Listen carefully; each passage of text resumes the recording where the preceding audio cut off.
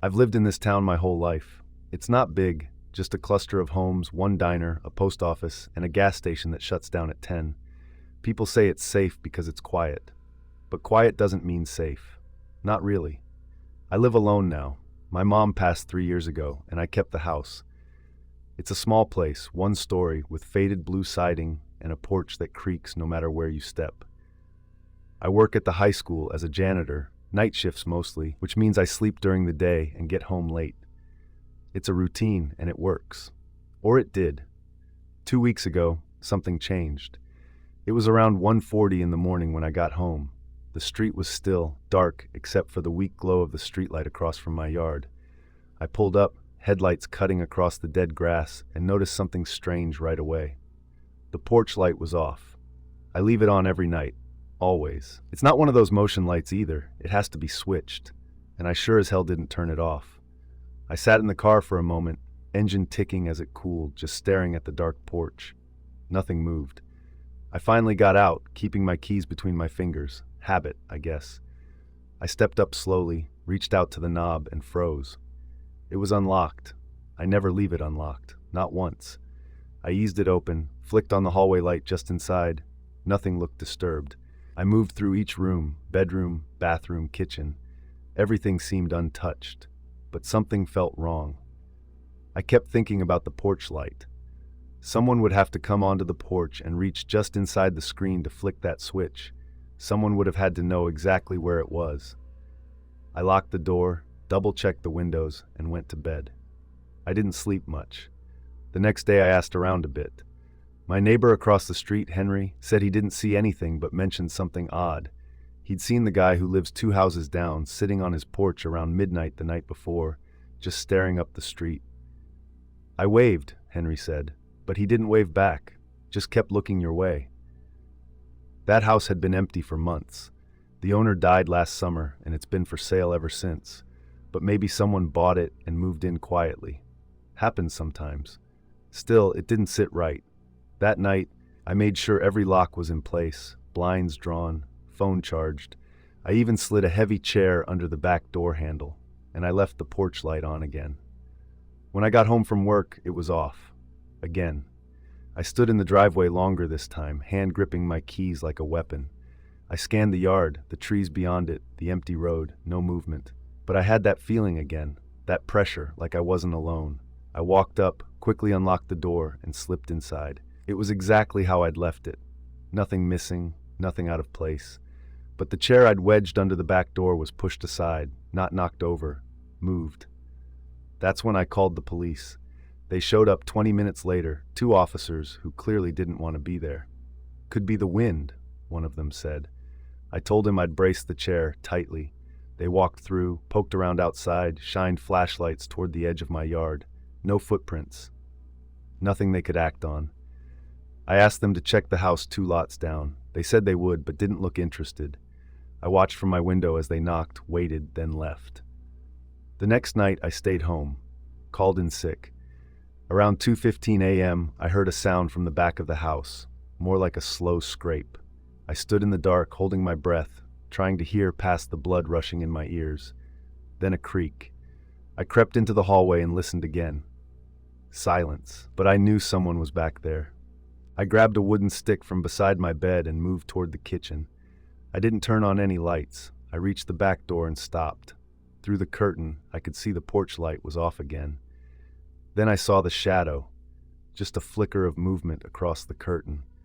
Whoever it was, he was standing right outside. I backed away, heart hammering, and grabbed my phone. Dialed 911 with shaking fingers. But before I could hit the call button, I heard the knob turn. The lock held, but he was trying it, slowly. I hit the call button and whispered into the phone. There's someone at my back door, trying to get in. They kept me on the line. Officers were on the way, but it would take at least 10 minutes. This town isn't exactly swarming with patrol cars. I held the stick and waited, crouched low, watching that door. After about 30 seconds, the knob stopped moving. I couldn't hear anything else. I stayed still. Every second felt like an hour. Then, bang, at the front door. It was a distraction. I ran down the hallway and saw a figure retreating from the porch, fast, into the dark. The cops pulled up 3 minutes later, sirens off. I pointed them toward the trees at the edge of the property. They found nothing. 2 nights later, at 3:14 a.m., my camera caught a figure walking across my yard, slowly, calmly. He walked up to the porch, reached for the light switch, and shut it off. Then he just stood there. For 21 minutes, doing nothing, maybe waiting for some other friends to arrive. He was just standing on my porch, facing the door. Then he walked away, toward the empty house 2 lots down. Police reviewed the footage and finally checked that house properly. They found signs someone had been staying there. Not a full setup, just a mattress on the floor, some canned food, and a knife. They didn't find the guy, but they're watching the place now. I moved in with my cousin on the other side of town. Rented the house out to someone else. I live in a small town where not much happens. It's the kind of place where people still leave their keys in the ignition when they run into the store. Everyone knows everyone, or at least they think they do. After my divorce, I moved into a small house on the edge of town. Quiet road, sparse neighbors. I was tired of noise, tired of people, and tired of pretending to be okay. The house was a 1-story fixer-upper with a decent backyard and a creaky back porch, but it felt like mine. It was peaceful until one night last December. It started with little things. I'd hear the back gate swing open at night, even when I knew I'd latched it. I'd hear footsteps on gravel, but by the time I looked outside, no one was there.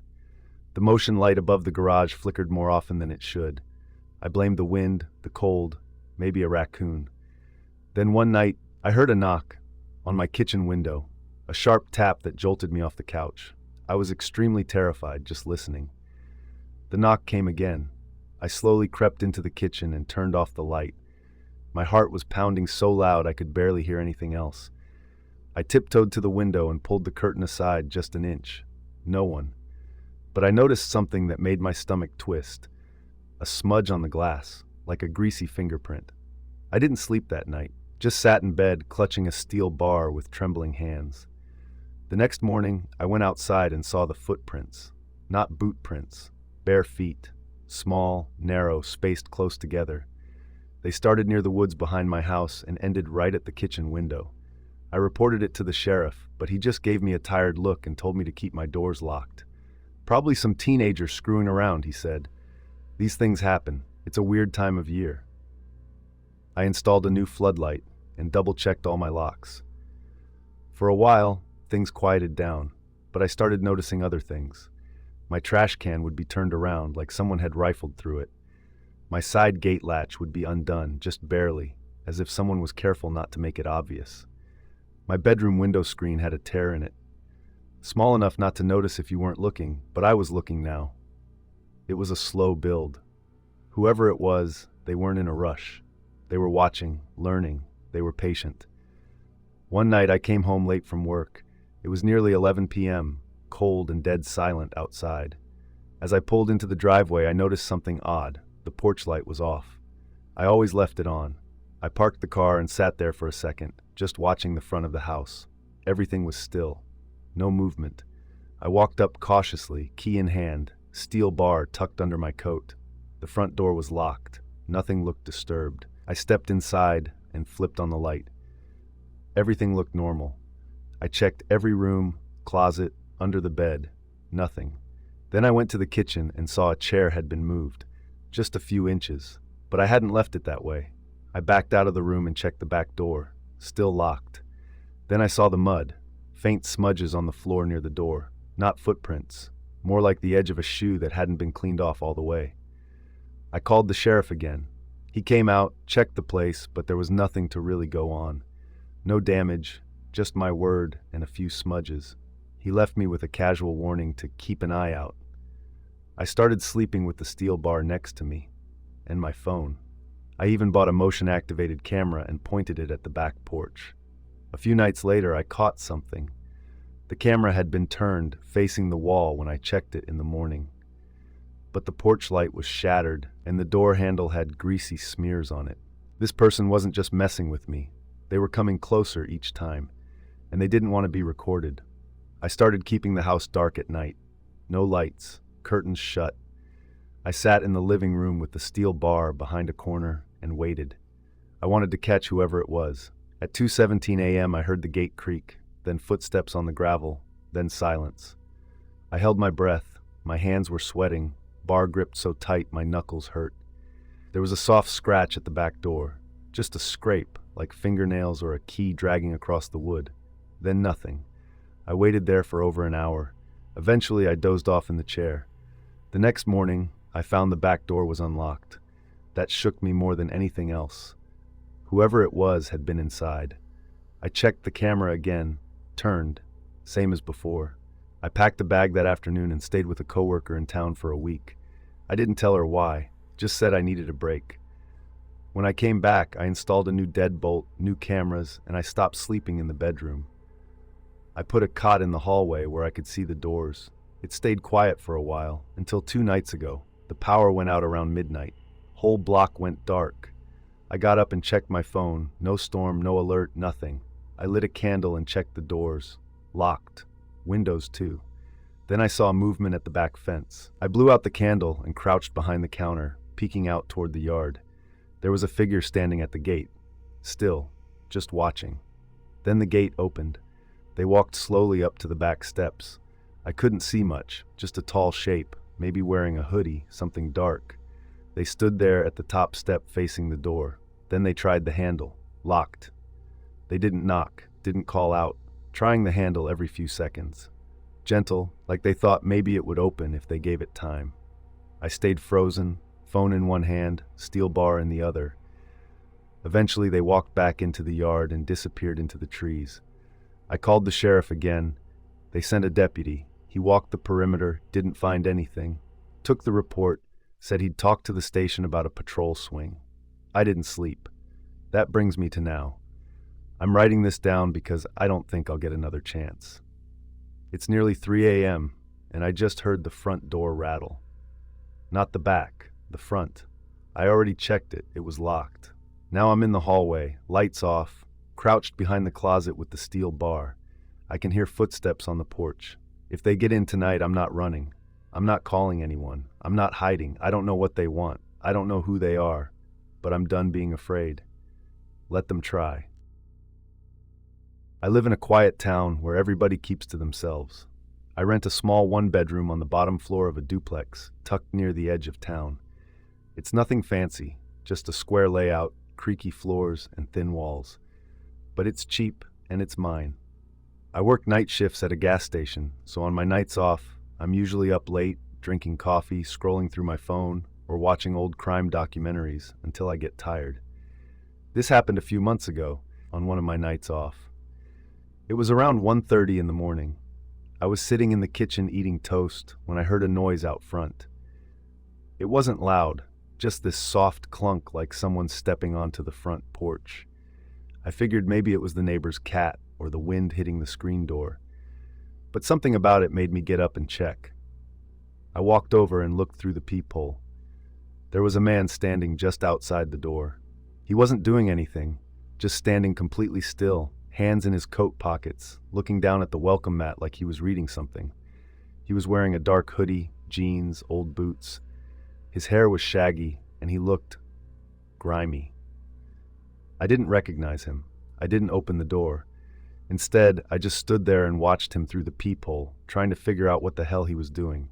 After about 30 seconds, he looked up, straight at the peephole.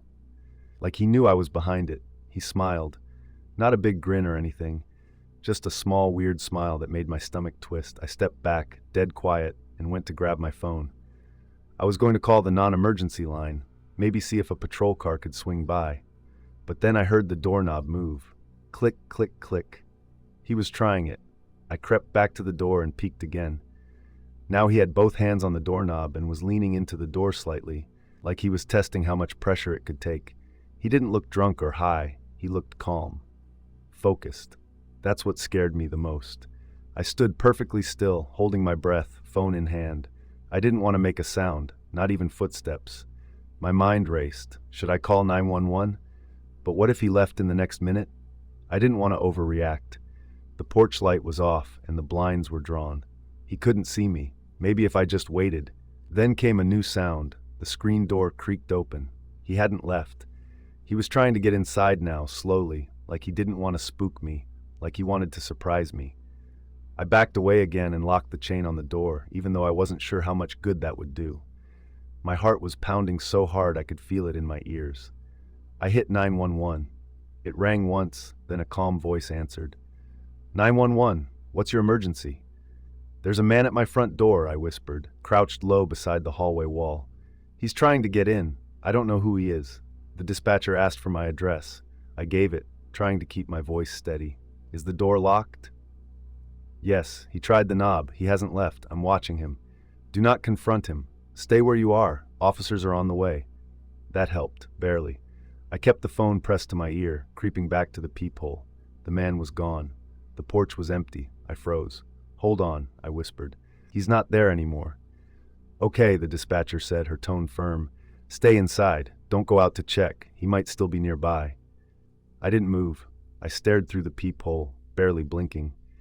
Then I heard a tap on the kitchen window. Not a knock, a light tap.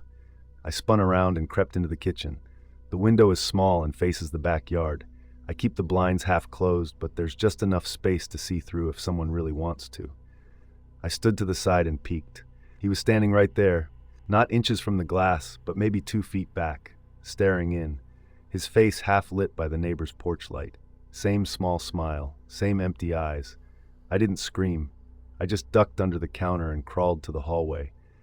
They need to hurry, I whispered into the phone. He's at my window now. They're on their way, she said again, calm and steady. Stay out of sight, don't make noise, I'll stay on the line with you. I backed into my bedroom and locked the door. I grabbed a flashlight and the aluminum baseball bat I kept under the bed, mostly as a joke before, but now I held it like my life depended on it. The dispatcher stayed with me. She asked if I could hear anything. That's when I realized the tapping had stopped, and now, silence. No footsteps, no talking, no more tapping. She asked, Do you have a window in your room? Yes. Do you see him? I got up slowly and looked through the curtain. No one. My backyard fence was just visible through the dark. But he was gone again. The officers arrived 10 minutes later. I saw the flash of their cruiser lights through the window. One knocked on the front door, while another swept the side of the house with a flashlight. I let them in fast. They checked the whole property. They even walked the neighbor's yard, checked the bushes, shined lights around the shed and garbage bins. Nothing. No one. He probably took off once he saw we were coming, one of them said. These guys usually don't stick around long. I asked if they'd seen tire tracks or footprints, but the front yard was dry dirt and gravel. They didn't find anything. Keep everything locked, the officer said.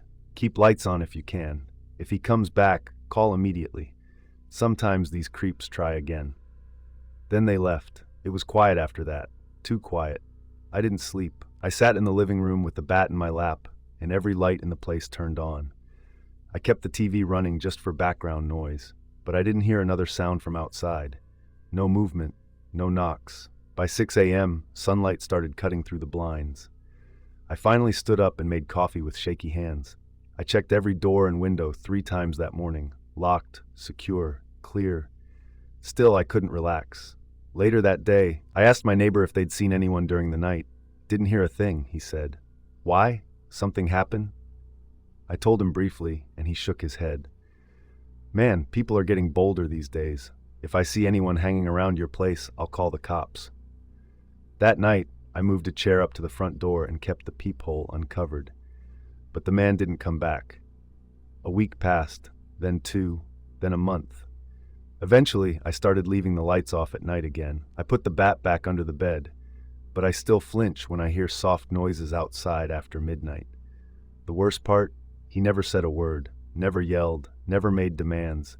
He just smiled and tried every door and window until the cops showed up.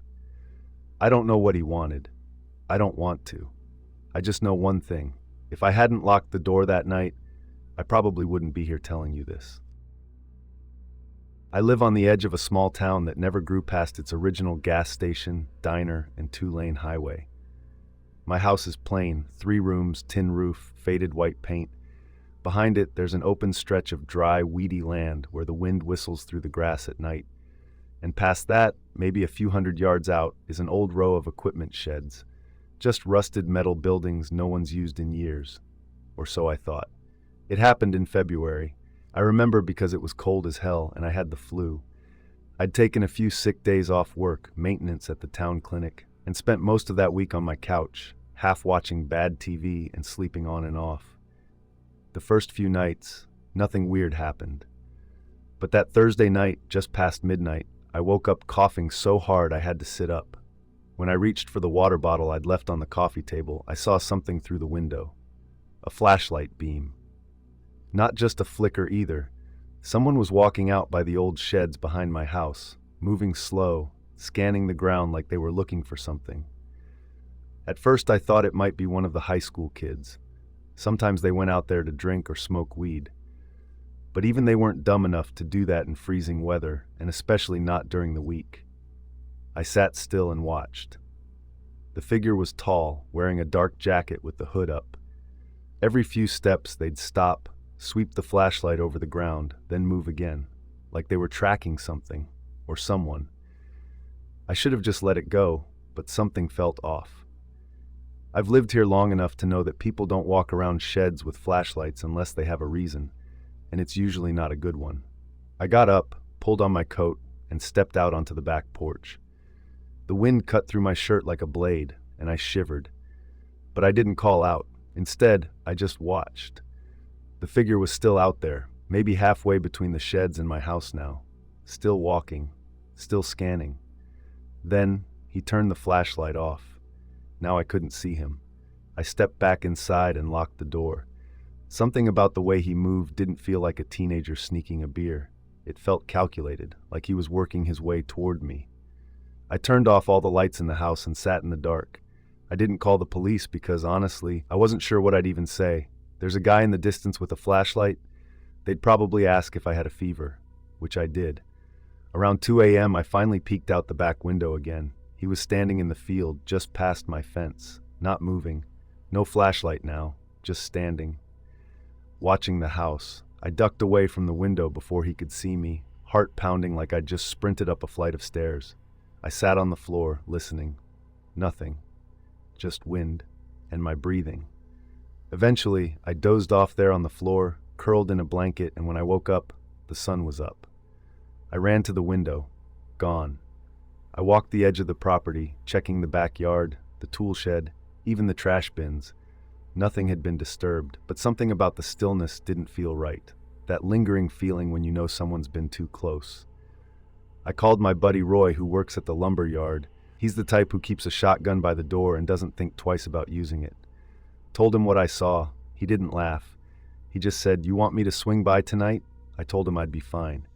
That night, I locked everything. Deadbolts, windows, back gate. Turned on all the motion lights. Sat in the living room with a baseball bat and a mug of hot tea I couldn't even taste. Around midnight, I started dozing off. A bang woke me. It was sharp. I grabbed the bat and crept toward the back door. The handle was moving. Someone was trying to get in. Slow, quiet, like they thought I wouldn't hear it. I backed up, heart racing, trying to figure out if I should yell or call 911 or both. Before I could move, the handle stopped moving. Silence. Then I heard footsteps, fast, rushing around the side of the house. I ran to the front window, pulled the curtain. Nothing. I didn't sleep that night. The next morning, I went out and found footprints in the dirt near the back door. They weren't boot prints either. Sneakers, big ones, size 12 or more. I followed them as far as I could, but they vanished a few yards out where the weeds got thicker. No tire marks, no clue how he got there or where he went. I reported it this time. Local deputy came by, took notes, told me to keep my doors locked. "Could be a drifter," he said. "You know how open those sheds are. I'll check 'em out." I doubted he would, and I was right. That night, same thing. 11:43 p.m., I checked the time. Motion light in the back flicked on. I ran to the kitchen window. The same guy. I could tell from the height, the way he moved. But this time, he wasn't using a flashlight. He walked right up to the window. I ducked, heart hammering, and grabbed the phone to call Roy. The guy tapped the glass, just once, like he knew I was there. Then silence again. Roy showed up in 20 minutes. The guy was long gone. Roy swept the backyard with a flashlight and his shotgun, but found nothing. "He's testing you," Roy said, "trying to see when you're home or when you're not." That was the part that really chilled me, because I work night shifts sometimes. If this guy had watched me long enough, he might know that. Roy insisted I stay at his place that night. I didn't argue. We set up a camera the next morning. Just one, pointed at the backyard. I didn't tell anyone else. Didn't want to deal with gossip or people thinking I was crazy. That evening, we reviewed the footage from the night before. Nothing. But that night, when I stayed at Roy's again, the camera caught him. At 2:17 a.m., the guy appeared right in frame, face hidden under a hoodie. He stared into the lens for over a minute, not moving. Then he leaned close. Then he turned and walked off toward the sheds again. Roy and I took the footage to the sheriff the next morning. They filed a report but didn't promise anything. Said unless he broke in or stole something, their hands were tied. Roy let me borrow one of his trail cams and helped me hide it near the back fence. I set up another behind the trash bins. My house felt like a bunker at that point, and I barely slept. 3 days went by, no sign of him. I thought maybe it was over. Maybe he moved on. Then I came home after work and found the back door unlocked. I always double-check it. I know I didn't forget. Nothing was missing, nothing was damaged. But on my kitchen table was a single screw, just one. And it wasn't from anything in my house. I didn't even touch it. I just backed out and drove straight to Roy's. That was when we decided to search the sheds. We took his truck, drove out, parked 100 feet back, and approached on foot. There were 5 sheds total, all rusted out, some with the roofs caved in. We started with the smallest one. Empty. The next one had old farming tools, broken crates. Nothing weird. Third one, nothing. But the fourth, it had a mattress on the floor, a dirty sleeping bag, a few empty cans of food, cigarette butts, and a notebook. Roy opened it and whistled through his teeth. Inside were pages and pages of scribbles, names, dates, some crossed out, some circled. One page just said White House night shift Thurs. That's my house, and that's when I work. We took pictures of everything and brought it to the sheriff again. This time they sent someone out, said they'd look into it. Maybe even post a patrol car near my street for a few nights. They didn't. That weekend, I stayed with Roy, then with my sister a few towns over. I debated selling the place entirely. A week later, I went back to grab a few things, mostly tools and clothes. That's when I noticed it. The photo on my fridge, a picture of me and my brother from 2 years ago. Camping trip. It had been moved, just slightly off-center. It always hung straight. I moved out that same day. Haven't been back since. Roy helped me rent a small place closer to town, near other people. I still check the locks twice. Still wake up sometimes thinking I hear footsteps outside. They never found the guy. No one's sure who he was, where he went, or what exactly he wanted. But I know one thing. He wasn't a drifter. He was hunting. And for a while I was the one he'd picked. It started with a power outage, a common thing around here when the wind gets restless. The kind of dark that turns your reflection into a stranger and your silence into static. But the real trouble didn't come with the blackout. It came an hour later, in the dead of night, when I saw a figure standing in my yard, watching the house. I live on the edge of town, not the scenic edge either, just fields, trees, and the old highway nobody uses unless they're lost or hiding. No one walks this way, no one visits. So when I spotted that silhouette, frozen beneath the flickering porch light, my blood turned to ice. I stood at the window, barely breathing. The man, if it was a man, was still. No movement, just staring. I turned off the lamp. A few seconds later, a knock at the front door. I didn't answer. Then another, this time louder. Then a pause and the unmistakable sound of my doorknob jiggling. I backed away, heart hammering. I grabbed my phone. No signal. Of course, I went for the baseball bat I kept under the couch. Not because I'm brave, but because I was terrified. Silence again. No footsteps. No retreat. I crept to the hallway. Something brushed against the window in the back room. Then a voice. Help. Please. It wasn't a scream. It wasn't angry. It was almost desperate. And that's what made it worse. Who asks for help like that, in the dead of night, in the middle of nowhere? I didn't answer. I should have called someone. I should have driven off. But I waited, and that's when the lights came back on. Only I hadn't flipped any switch. The house flooded with harsh yellow light. My eyes scrambled to adjust. I moved from room to room, kitchen, hallway, bedroom, checking every outlet and switch. Nothing made sense. Everything was back on, but the breakers hadn't flipped. I know. I checked twice, and the man outside? Gone. I'd almost convinced myself I imagined it, that maybe stress was messing with me, when I noticed something on the doormat. A Polaroid. I picked it up carefully. The photo was new, the chemicals still a little tacky, and in the center was a shot of me, standing at the window, watching him. That meant he'd taken it seconds before I turned off the lamp. I wanted to throw up. I didn't sleep that night. I locked every door, wedged a chair beneath the knob, and sat in the hallway with the bat across my lap, waiting. The sun eventually came up, but the feeling didn't go away. That chill, that weight in the chest that tells you something's watching, even when your eyes say nothing's there. I called the sheriff. He showed up an hour later. Sheriff Bo Ramsey, retired Army, thick mustache, all business. He took one look at the photo and frowned. "Where'd you get this?" "Front porch." "You sure it was last night?" "Positive." He scratched his head, then stepped onto the porch and stared at the woods. "Look," he said, "I've had reports the past 2 weeks. Strange noises, missing dogs. One lady swears someone was living in her barn." I stared. "And you think it's related?" "I think it's something. That photo was taken from maybe 15 feet away. No way you don't hear someone that close unless they know what they're doing." "Military?" "Or worse, people who practice." That was comforting. Bo told me to install cameras and lock everything up tighter. He didn't promise anything, just said he'd patrol more often. That night, I went to bed early but didn't sleep. I couldn't shake the feeling that someone had stepped inside my life and decided to start rearranging things. Around 1:47 a.m., I remember the time, I heard something. At first it was just the wind, then a creak, not the floor, the stairs. I sat up. My house doesn't have stairs. I listened harder. Not stairs, boards from the porch. I got out of bed slowly, heart racing. Another sound, softer this time, like fabric brushing wood. I tiptoed down the hallway and stopped near the front door. Nothing. Then, the smell, like old dirt and copper, rusty, wet. I don't remember grabbing the bat, but it was in my hand again. And then, silence. I stayed frozen for 10 full minutes. Nothing moved, no knock, no voice. When I finally dared to open the door, nobody was there. But the Polaroid was. This one was darker, taken from inside the house. Me, sleeping. That was the moment I knew I wasn't dealing with a stalker. This was worse. Someone had been inside. I packed a bag and left.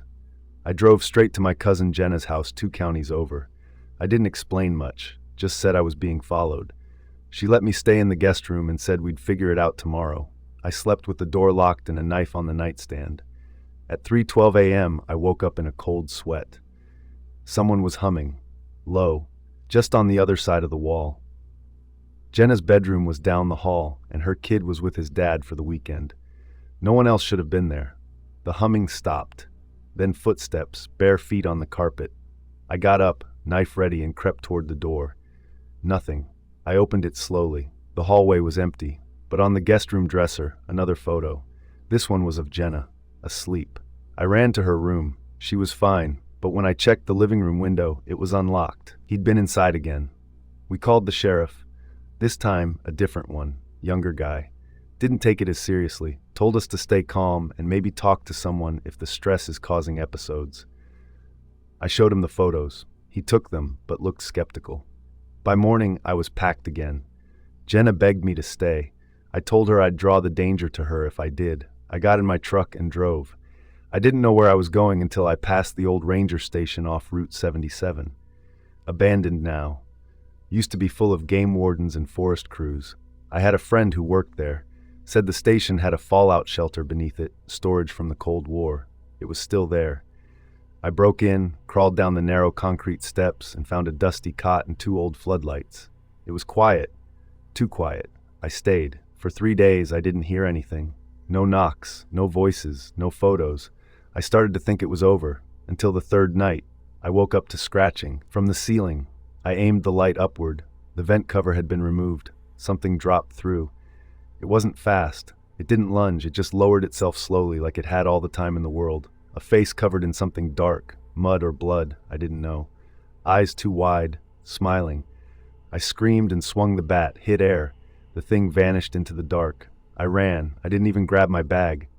I climbed out of that station like it was on fire and didn't stop until I reached the next gas station 20 miles out. I must have looked insane, barefoot, blood on my arms, shaking like a leaf. The clerk called the cops. This time they listened. The photos, the prints, the stories from nearby towns. It all added up.